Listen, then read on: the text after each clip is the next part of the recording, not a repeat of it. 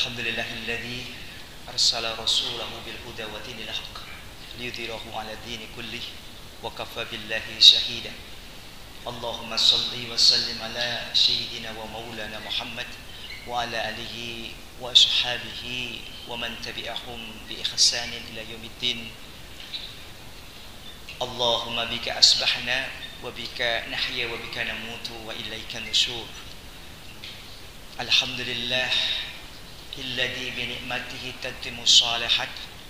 Alhamdulillah ala kulli hal. Allahumma inna nas'aluka ridhaka wa jannah wa na'udzubika min syaqatika wan nar ma ba'd. Bapak Ibu rahimani wa rahimakumullah. Ingkang sepisan monggo sareng-sareng kula dherekaken manungku puji syukur wonten ngasanipun Allah Subhanahu wa taala ingkang tasih ngrumantahaken dumateng kula lan panjenengan kawilujengan kanugrahan nikmat gesang, nikmat sehat, nikmat sempat langkung-langkung, nikmat Islam lan iman. Krentek kula panjenengan saking dalem dumugi Masjid Prawiro Stika menika estu niat lillahi ta'ala tolabul ilmi. Tolabul ilmi menika hukumipun wajib kagem sinten kemawon menika kakung menapa putri alit napa dewasa sedaya wajib hukumipun tolabul ilmi. Tolabul ilmi menika ingkang pun wastani wajib menika tolabul ilmi babakan agami dinul Islam fitin. Jadi berbeda dengan konsep pemikiran kita, ilmu yang wajib untuk kita tadabburi dan kita wajib untuk menimbanya itu adalah ilmu din, agama yang dibawa oleh Rasulullah sallallahu alaihi wasallam untuk mentauhidkan Allah, untuk hanya menyembah kepada Allah, hanya untuk berrendah diri atau tawaddu hanya kepada Allah, dan hanya meminta dan memohon hanya kepada Allah. Ini pada hakikatnya ilmu yang diwajibkan bagi setiap muslim laki-laki perempuan itu adalah ilmu syar, ilmu yang dibawa oleh Rasulullah SAW terkait dengan agama kita yang sudah sempurna ini. Sementara ilmu-ilmu dunia, ada kedokteran, ada farmasi, ada hukum, ada fisipol, ada ilmu-ilmu yang lain. Ini adalah hukumnya sunnah. Panjenengan tidak mempelajari pun Allah akan berikan semenjak panjenengan ada di rahim ibu. Rizkinya, jodohnya, dan sekaligus kapan matinya itu kita sudah ditulis di Lauh Mahfuz oleh Allah Subhanahu wa taala, dan kita tidak hanya melaksanakan apa yang menjadi keputusan Allah. Jadi sekali lagi saya ingin menguatkan bahwa ilmu yang dimaksud wajib untuk kita pelajari ini adalah ilmu syar'i, ilmu agama. Mengenalkan kepada seluruh anak turun kita itu, jangan nak kamu menyembah yang lain kecuali menyembah kepada Allah. Janganlah nak untuk minta pertolongan kecuali hanya minta pertolongan kepada Allah. Nah, jangan kamu sekali-kali minta perlindungan kecuali hanya minta perlindungan kepada Allah. Karena seluruh apa yang kamu lakukan ini Allah sudah tetapkan di dalam Lauh Mahfuz.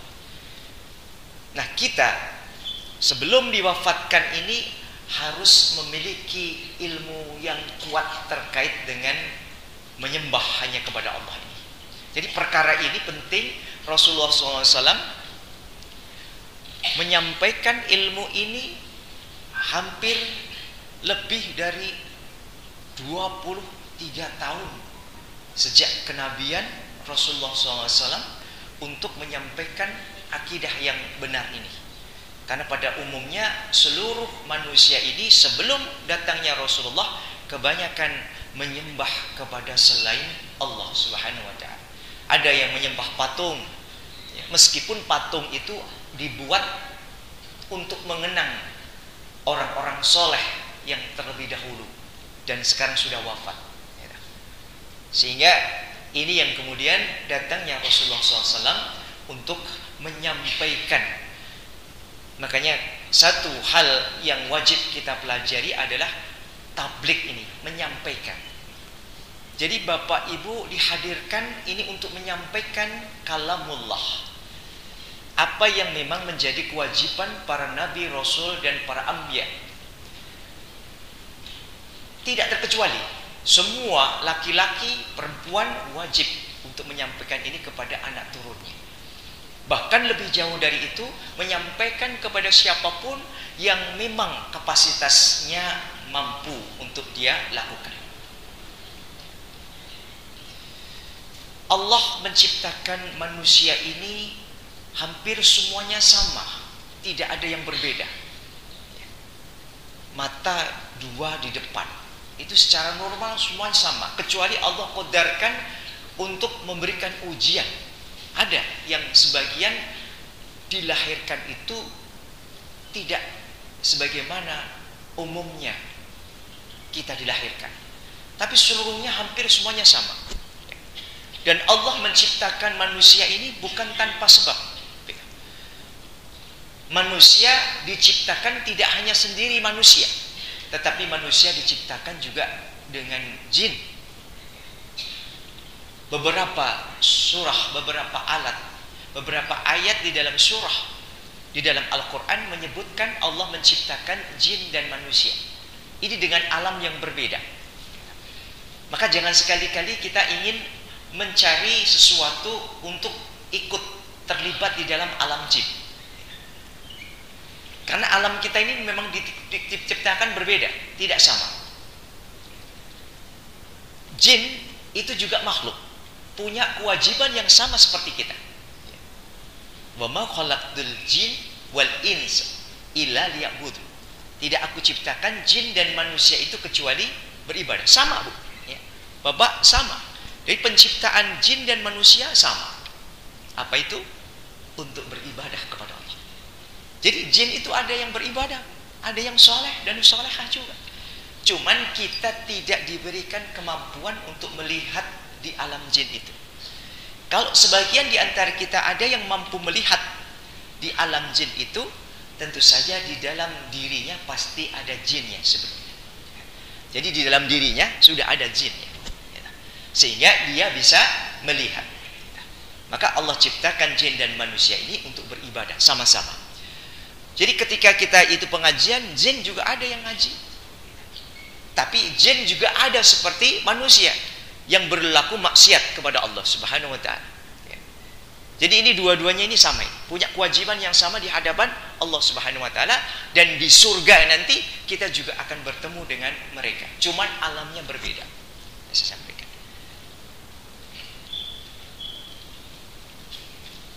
Nah, apakah berbeda juga dengan hewan? Hewan itu diciptakan memang keberadaannya sama sebagai makhluk Allah, dan tanggung jawabnya sama seperti kita juga. Cuman hewan tidak diberikan akal, tidak diberikan pengetahuan. Jin dan manusia diberi itu, akal dan pengetahuan diberi. Makanya banyak ayat itu yang disebutkan jin dan manusia itu disebut berulang kali, untuk menunjukkan bahwa Allah memerintahkan tidak hanya untuk manusia, tapi untuk jin juga. Maka kita akan ngaji ya hari ini terkait dengan jin dan manusia ini, akan bagaimana Allah berkehendak itu.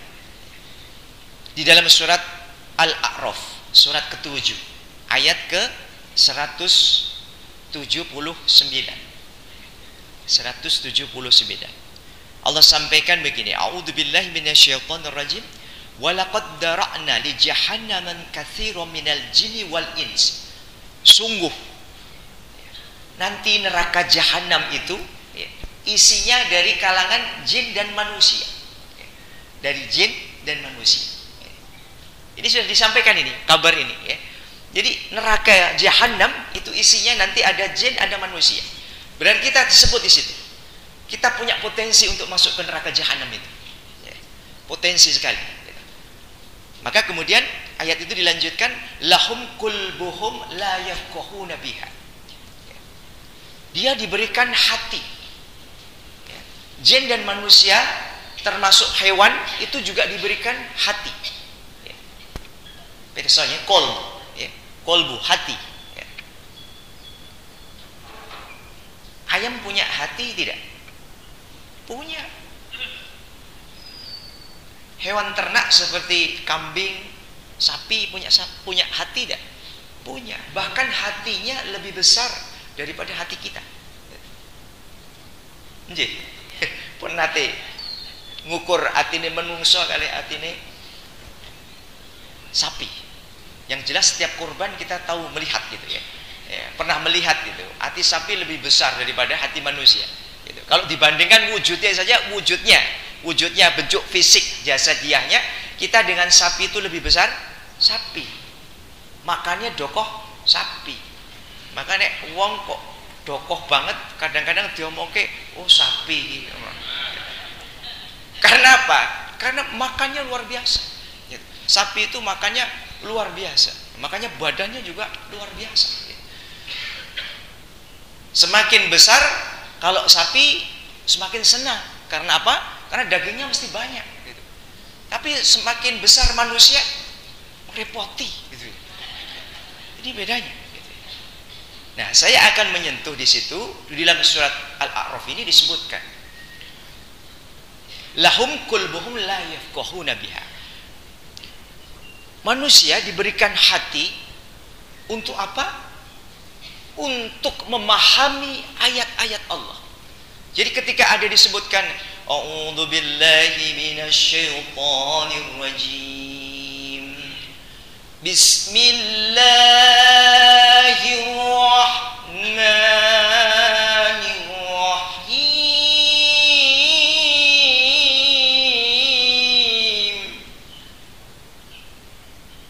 Benten boten. Ketika ayat Allah itu dikumandangkan, hati kita itu berbeda dari yang tadinya ada sedikit kegalauan, begitu tersentuh dengan ayat-ayat Allah ini, dia akan berubah. Allahu Akbar, Allahu Akbar. Tersentuh enggak? Tersentuh. Apalagi di suatu keheningan, tidak ada lain kecuali kalamullah yang kita dengar. Hati ini akan merasa tergetar. Sekarang saya ingin membandingkan. Ketika tadi dibacakan ayat-ayat Allah yang luar biasa tadi, ada enggak itu yang namanya sapi itu ternyuh, itu ada enggak?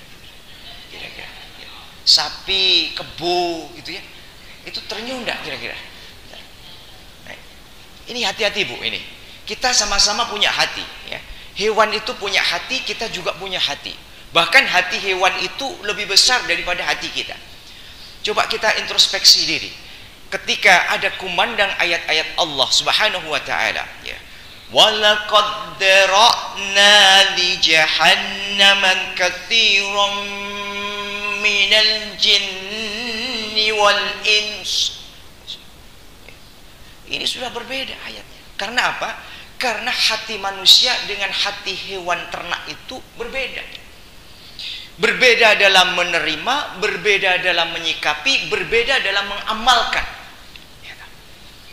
Maka hati-hati Bu, ketika ada ayat-ayat Allah ini diperdengarkan, dilantunkan, kemudian hati kita itu masih sama, tidak bergetar, jangan-jangan hati kita sudah seperti sapi ini Bu. Maka hati-hati, hati-hati. Ini yang membedakan. Ya. Maka disebutkan di sini, kulbuhum la yafqahu nabiha. Punya hati itu untuk memahami ayat-ayat Allah Subhanahu wa taala di dalam kitabullah dan apa ada yang di sunnah-sunnah Nabi Allah Muhammad sallallahu alaihi wasallam.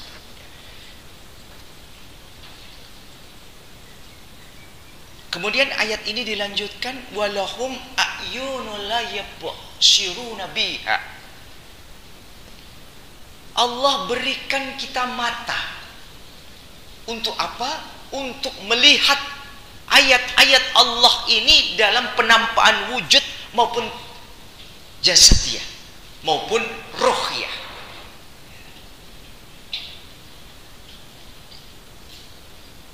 Nun sewu nih, pedus niku duwe meripat mboten. Saya menyebutnya nek menungso niku kagungan netro napa mboten. Niki dalam penyebutannya saya sudah berbeda itu. Nek wedhus niku duwe mata apa ora? Tapi kalau ini kemudian saya terapkan untuk manusia, kira-kira bagaimana? Hati panjenengan, wah, orang duwe adab, orang duwe etik.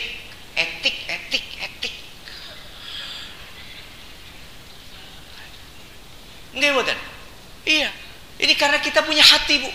Punya rasa. Iya.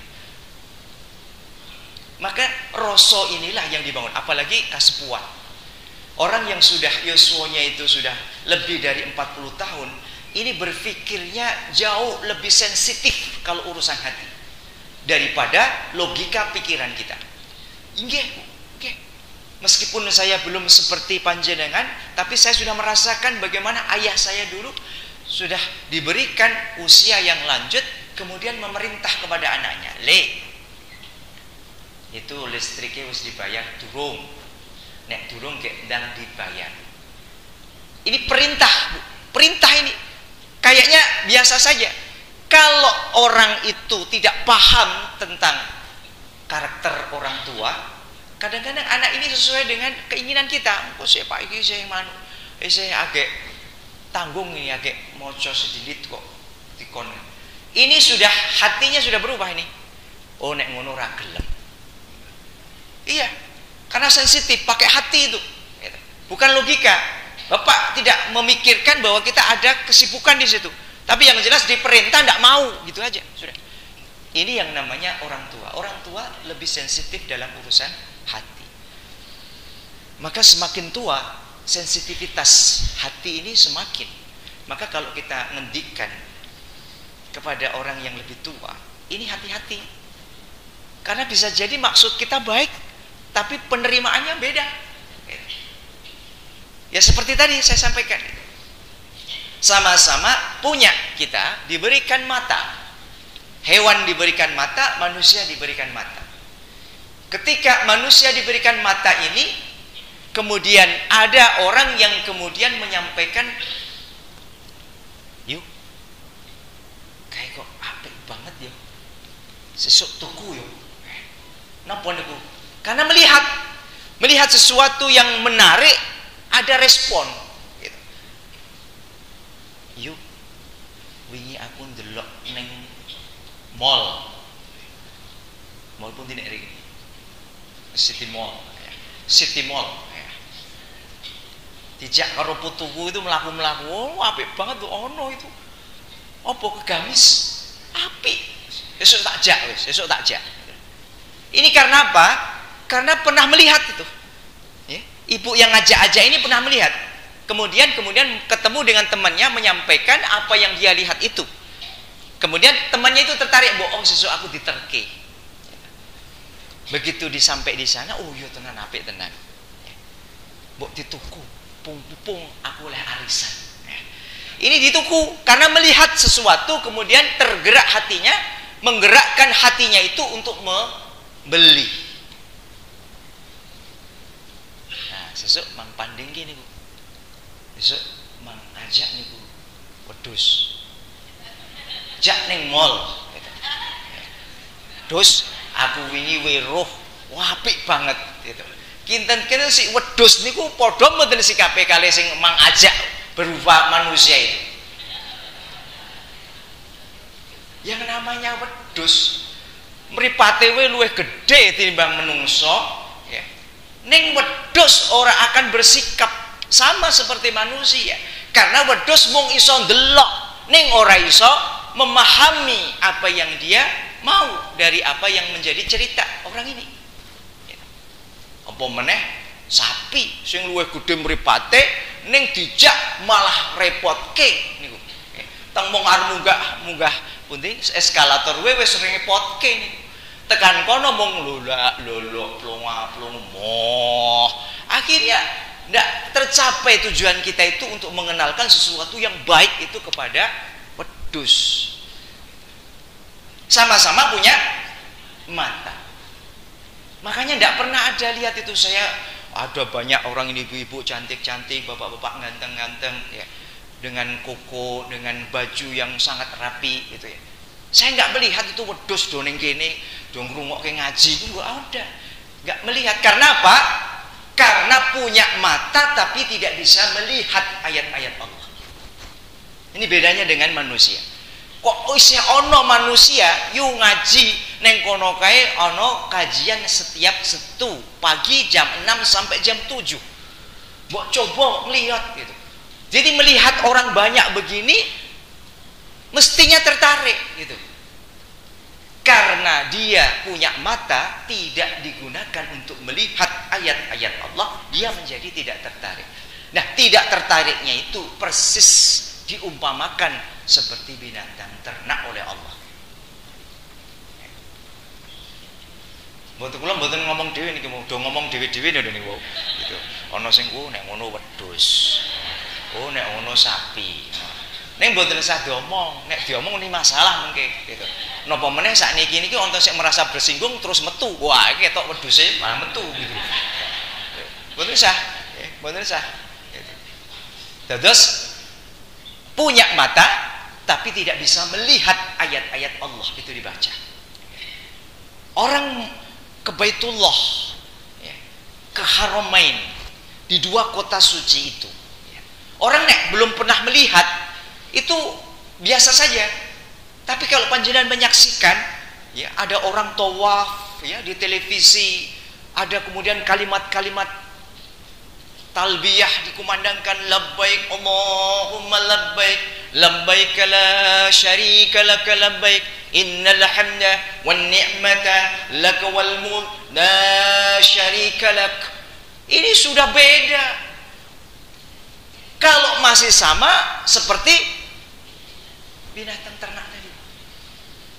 Ini punya mata, bisa menggunakan mata itu untuk melihat ayat-ayat Allah. Termasuk bapak-bapak kalau ke mall itu ono melihat cewek cantik, orang nganggo hijab, orang nganggo jilbab, lain menelengi suwe karo ibune ditabrak, ayo bapak ngopo gitu lah. Karena apa? Punya mata. Bapak itu punya mata. Begitu melihat orang salah, nek kemudian delok itu ora salah. Wong aja kedep gitu loh. Nek kedep wis dadi dosa gitu loh. Malah kemudian begitu melihat melek alhamdulillah. Ning mesti ibunya mesti marah itu ya. Tablek gitu. Wis rasa suwe-suwe Pak, engko tak nehi gitu loh. Ayo bali. Oh, kek teng Bali. Bedo, oh bedo. Wah ini bahaya ini. Ya. Ini jujur.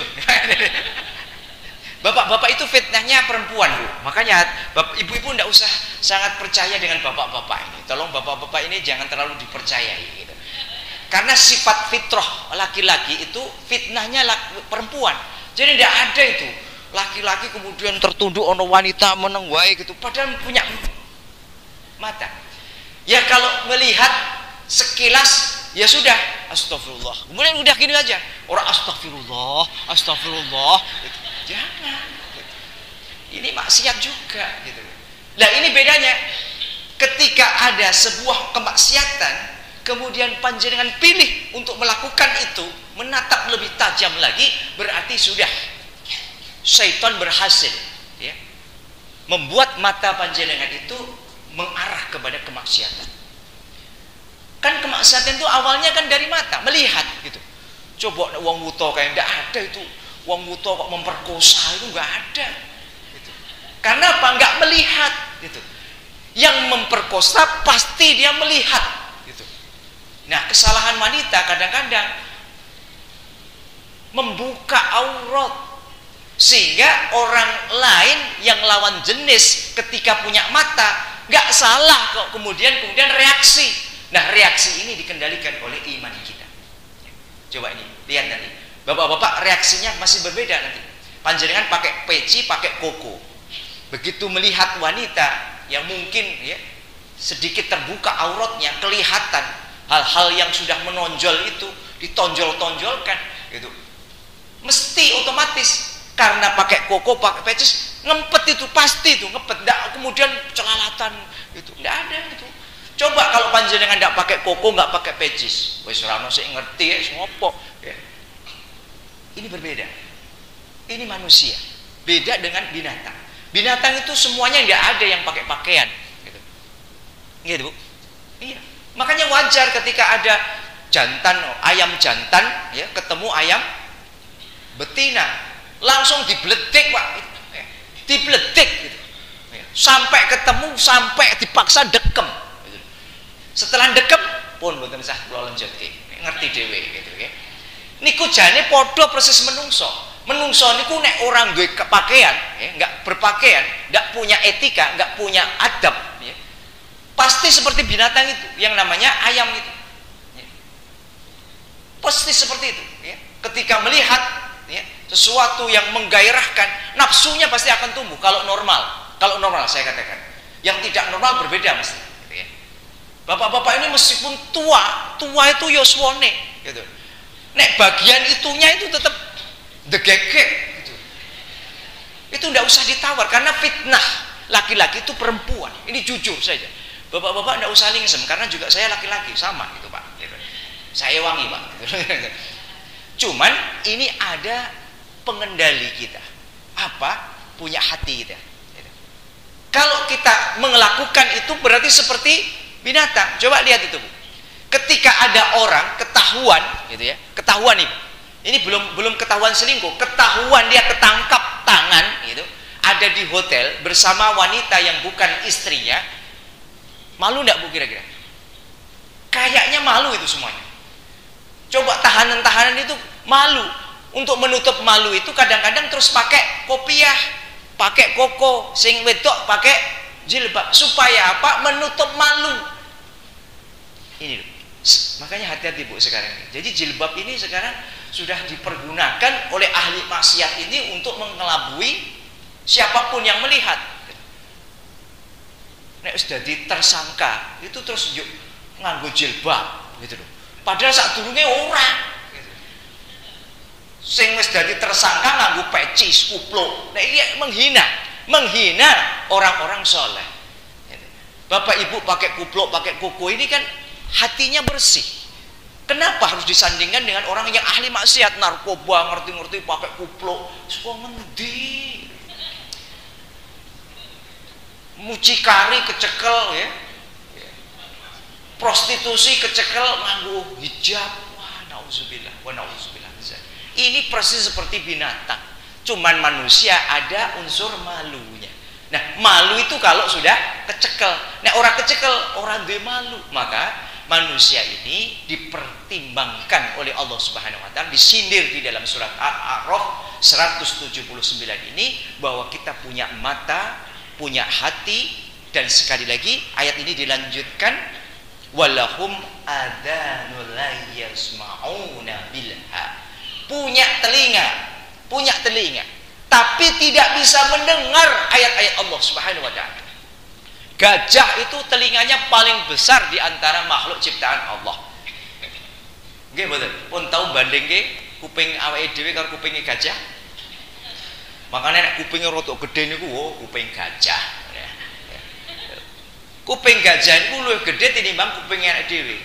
Ning ada azan atau tidak ada, gajah tetap mawon teng biro loko. Ndak pernah ada gajah itu kemandil-mandil mlebu musala masjid. Ndak ada.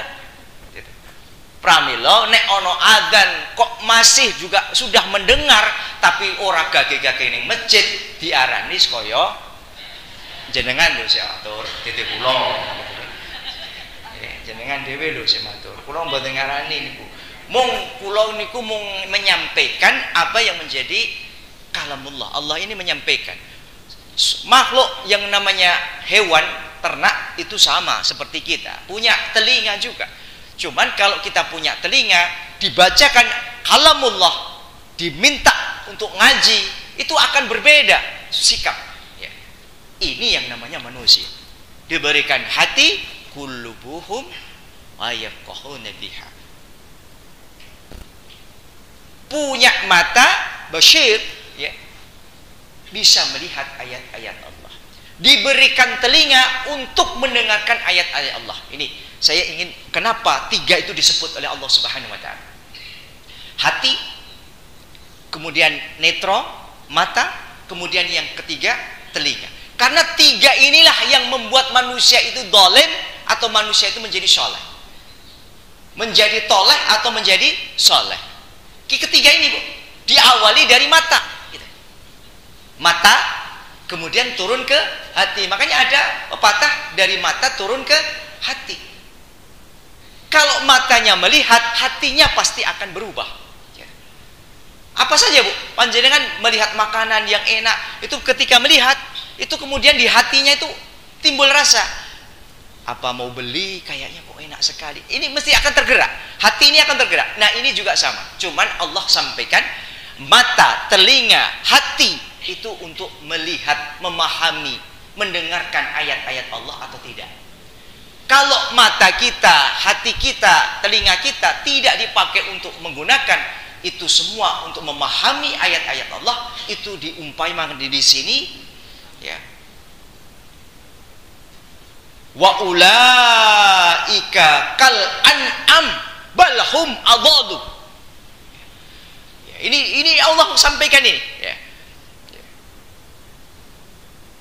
Kamu punya hati, punya mata, punya telinga, tapi tidak bisa, hatimu tidak bisa untuk memahami ayat-ayat Allah.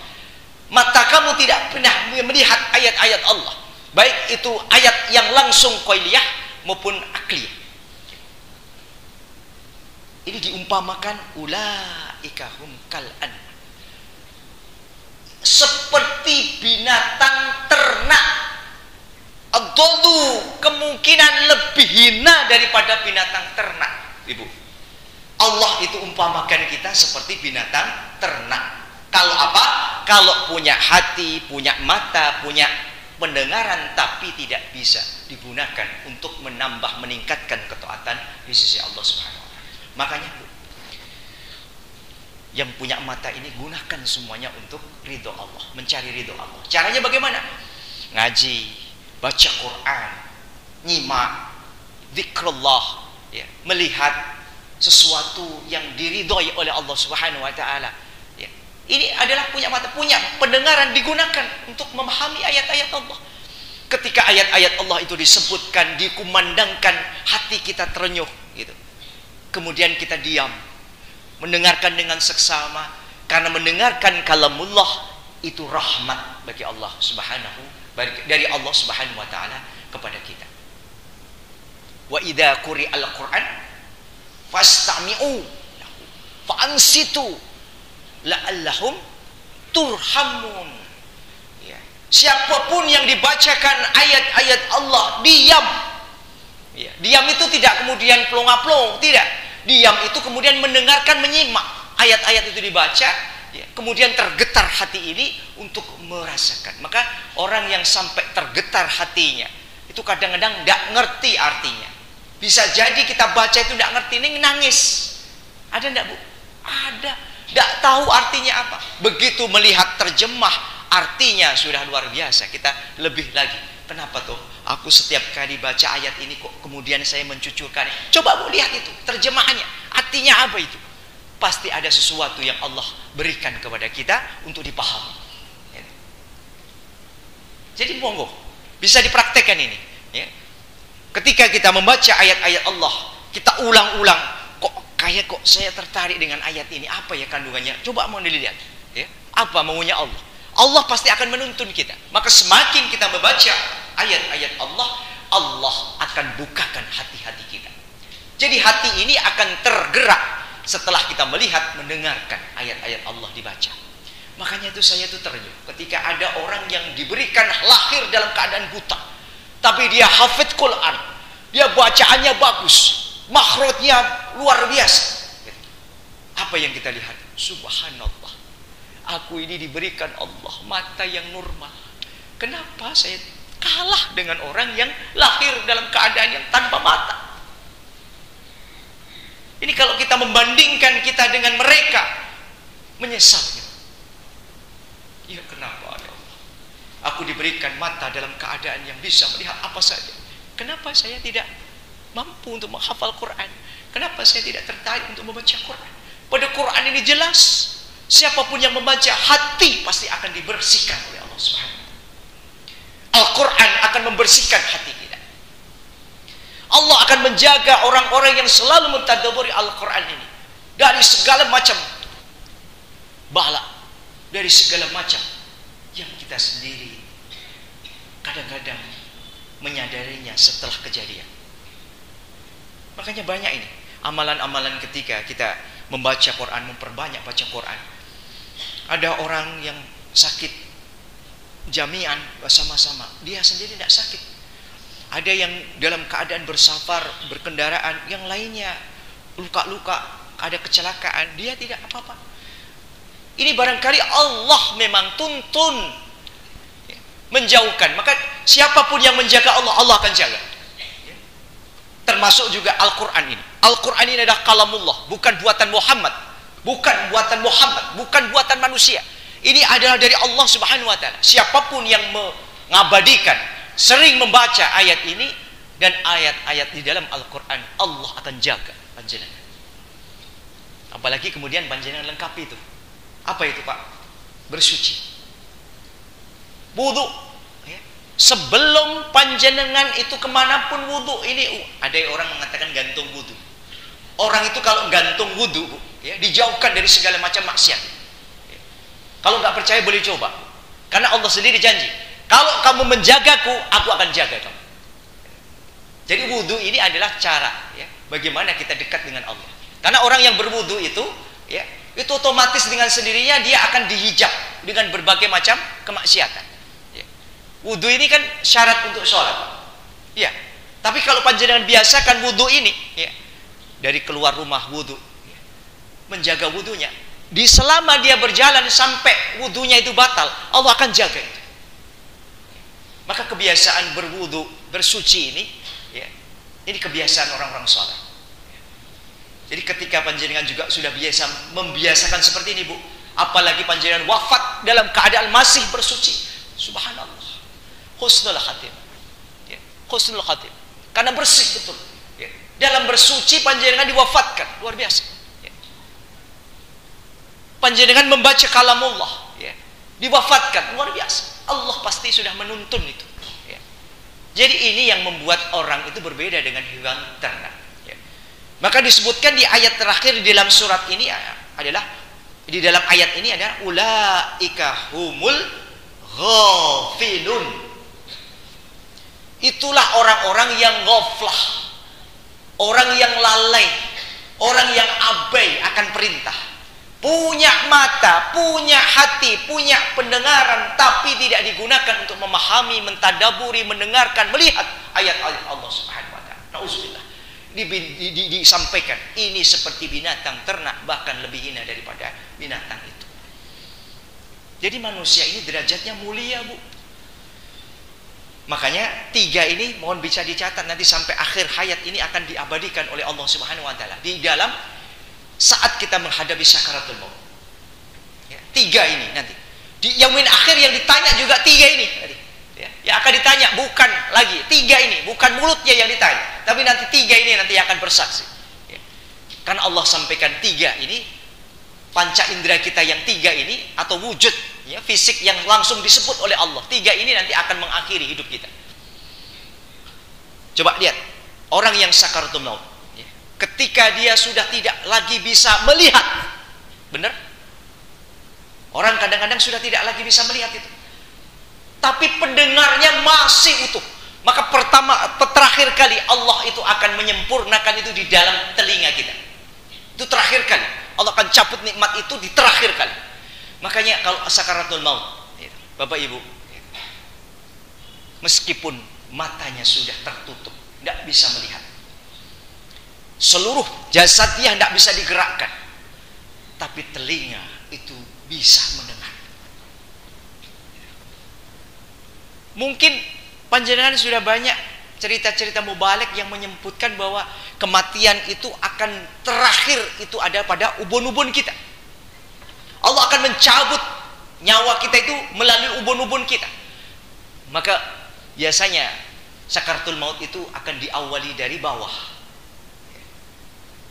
Dari kaki itu dipejet, didemok, anyep. Ini nanti akan munggah. Termasuk hati kita. Hatinya akan berhenti juga ketika saat pendengaran kita sudah tidak lagi berfungsi. Maka talqin, istilah talqin itu bukan setelah mati, Pak. Talqin itu pada saat sakaratul maut. Ini butuh orang yang sakaratul maut nek panjenengan perso dan panjenengan sayang sekali dengan orang ini. Tunggui, jangan dibiarkan sendiri. Tunggui sampai Allah wafatkan. Ini syarat. Akhirul kalam, la ilaha illallah, dakhala jannah. Di akhir penghujungnya hanya kalimat tahlil, la ilaha illallah. Ketika dia bisa mengucapkan ini, istilah mengucapkan ini bisa jadi bagi orang yang akan meninggal itu tidak bisa melafalkan melalui mulut, tapi telinganya bisa mendengar. Makanya kemudian takil itu jangan dibuat seperti orang hidup. Cara mentalkil jangan la ilaha illallah, la ilaha illallah, jangan.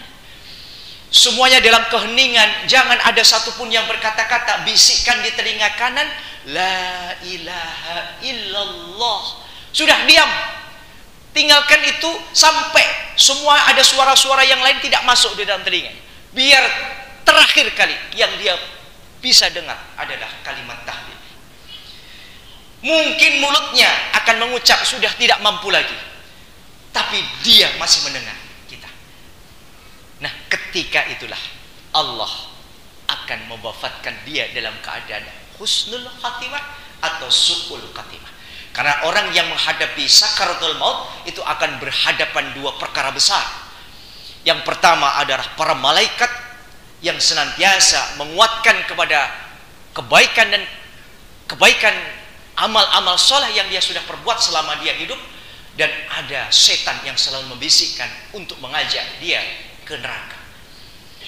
Maka jangan ditinggal. Orang yang sakaratul maut jangan pernah ditinggal. Bisikkan di telinga kanannya kalimat tahlil, la ilaha illallah. Jangan diputus. La ilah. Jangan. Atau Allah saja. Tidak boleh. Yang diperintahkan Allah itu bisikkan kalimat tahlil. Tahlil adalah la ilaha illallah, bukan la ilaha illallah wa asyhadu anna muhammadar rasulullah, bukan. Itu kalimat syahadat, beda. Maka yang dibisikkan ketika kita berhadapan dengan orang sakaratul maut itu adalah la ilaha illallah. Kenapa harus lengkap? Karena perintahnya adalah itu. Memang dia tidak bisa melihat, mendengar, tidak bisa bergerak, tidak bisa, tapi telinganya masih mendengar. Maka bisikkan telinga itu di kanannya untuk kalimat itu. Kemudian ada suara-suara lagi, anak-anak kita lebih kuat intonasinya, suaranya, kita bisikkan lagi di telinga kanan sampai dia diwafatkan Allah Subhanahu wa taala. Ini kalau panjenengan ingin mentalkin orang yang sakarat. Maka ini kadang-kadang salah ini. Orang mentalkin sudah meninggal, keliru. Orang yang sudah meninggal itu ruhnya sudah diangkat lagi oleh Allah Subhanahu wa taala, jasad diahnya sudah tinggal tidak bisa apa-apa, ya. Maka sebenarnya talqin itu yang benar itu dilakukan ketika sakaratul maut. Dan ini jangan pernah ditinggal. Kalau ketika tinggal diperebutkan oleh apa? Setan. Kalau dia kebanyakan setannya, otomatis mati dalam keadaan su'ul khatimah. Maka ada orang yang mati dalam keadaan tidak pada umumnya, ya, ada yang mendelik, ada yang karena apa? Tidak dituntun. Ini, ya, jadi ini tolong disampaikan juga kepada ahli waris kita. Nah, besok menemui bapak sakaratul maut, bapak diingatkan kalimat tahlil itu, ya nak, di telinga kanan bapak. Barangkali bapak banyak maksiat sehingga bapak sulit menyampaikan, melafalkan itu. Tapi dengan bantuanmu nanti nak, bapak akan diwafatkan dalam keadaan yang husnul khatimah. Ini minta kepada anak-anak kita, ya. Tolong nak, ketika bapak sakaratul maut, jangan ditinggal nak. Doa-doamu yang paling kuat. Jadi kalau tahu pak, bapaknya sakaratul maut, yang diperbuat anak soleh bagaimana? Menunggu, mentak, ya. Talqin itu jangan sampai lupa, gitu. Karena kalau lupa diperbutkan pasti dengan setan, ya. Makanya jangan pernah meninggalkan orang yang dalam keadaan sakaratul maut. Caranya bisa, ini sakaratul maut atau tidak, lihat saja, mulai dari bawah itu, kakinya sudah anyep gitu. Kemudian nanti naik ke atas. Nah itu jangan sampai ditinggal. Terus apa? Perbanyak untuk mintakan ampun kepada dia. Makanya ada yang kemudian di Yasin, ada, ya. Memang itu baca Yasin, ya apa itu, ya. Bacakan Yasin, bacakan apa Al-Mulk, ya. Bacakan kalimat, ya. Yang penting telinga itu jangan sampai kemasukan setan itu loh, ya. Sehingga yang didengarkan itu kalimat-kalimat thayyibah, kalimat-kalimat mengingat kepada Allah. Kita bacakan, kemudian ketika kita melihat, kemudian kita sempurnakan dengan kalimat tahlil, la ilaha illallah. Pak, Bu, Bah, ya, Le, ya, Om, ya, baca ya Pak, jangan sampai lupa ini la ilaha illallah. Dah, setelah itu tinggalkan, ya. Supaya tidak ada lain kalimat yang terakhir yang dia dengar kecuali kalimat tahlil. Dakhala jannah, orang ini akan dijauhkan dari fitnah sakaratul maut, ya. Jadi kembali lagi di dalam surat Al-A'raf ayat 179 Allah menyindir kita dengan keras. Kita dibandingkan kepada binatang, ternak, punya hati, sama-sama punya mata, sama-sama punya pendengaran. Tapi mata manusia, hati manusia, pendengar manusia harus berbeda dalam menyikapi kalamullah. Ayat Allah didengarkan, dilantunkan, kita dengarkan, kita simak dengan baik. Seandainya kita tidak paham artinya, simak saja, panjenengan dapat rahmat Allah. Apalagi panjenengan mengerti artinya. Artinya apa? Selama hayat masih di kandung badan, hidup kita masih sehat, tadabburi Al-Quran, terus ngaji, dan sampai diwafatkan kita dalam keadaan dikumpulkan dengan orang-orang yang saleh, ya. Jadi kalau orang ngaji gini, tidak ada pikiran ini. Meskipun sekarang itu ada juga, ya, orang itu ngajinya itu mergorge arep ngijol ke sandal, ada, cuman niat itu tidak sebanyak orang yang punya niat yang sama. Niat kita ngaji itu thalabul ilm, ada satu ilmu yang dibawa pulang untuk kita amalkan, sehingga manfaatkan hati kita, mata kita, dan pendengaran kita yang Allah karunikan secara sempurna itu, kita syukuri untuk melihat, mendengar, memahami ayat-ayat Allah Subhanahu wa ta'ala. Bisa dipahami, Bu? Sakit ya? Alhamdulillah. Bapak sakit ya? Ya. Kita punya hati, punya mata, punya pendengar, tapi kita harus gunakan semua itu untuk taqarrub ilallah, meningkatkan ketaatan di sisi Allah Subhanahu wa ta'ala, sehingga hati kita bisa betul-betul bersih dan bisa menerima apa yang kita lihat dan kita dengarkan itu. Jangan kita dengarkan misalkan yang kotor-kotor, sudah, jangan malah jadi dibumbu-bumbui, tidak usah. Sudah, kalau ada kita mendengar suatu kalimat-kalimat yang jelek, tidak usah didengarkan, tidak usah digubris, kita tinggalkan. Karena kita ingin hati kita menjadi bersih, sehingga layak kita untuk husnul khatimah di akhir penghidupan kita di dunia ini. Amin ya rabbal alamin. Usikum wa nasibittaqullah. Assalamualaikum warahmatullahi wabarakatuh.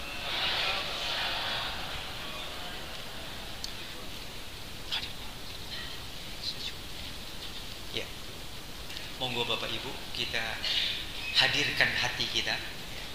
Kita hadirkan hati, ya, hati di dalam kalbu kita ini, supaya apa yang kita dengarkan, yang kita lihat, kita saksikan tadi adalah bagian dari tadabbur kita untuk melihat, mendengar, dan memahami ayat-ayat Allah.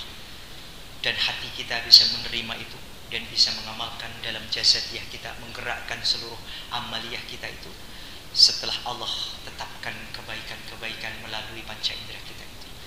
A'udzu billahi samil alim minasyaitonir rajim. Bismillahirrahmanirrahim.